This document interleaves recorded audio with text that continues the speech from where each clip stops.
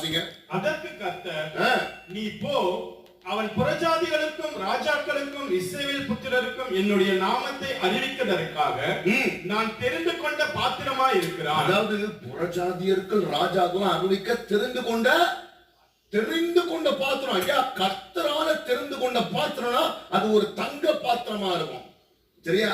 அது ஒரு வைர பாத்திரமா இருக்கும், சரியா? ஒரு ஸ்பெஷல் பாத்திரம் அப்படின்னு சொன்னா கடைசி என்ன சொல்ற வாசிங்க? அவன் என்னுடைய நாமத்து நிமித்தம் எவ்வளவாய் பாடுபட வேண்டும் என்பதை நான் அவனுக்கு காண்பிப்பேன் என்றார். என் நாமத்தின் நிமித்தம் எவ்வளவாய் பாடுபட வேண்டும் தேவ பிள்ளைகளை.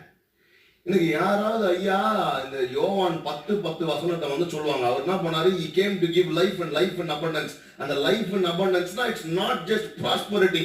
பாடுகள் இல்லாத, பரீட்சை இல்லாத வாழ்க்கை இல்ல. பவுல் பாடுகள்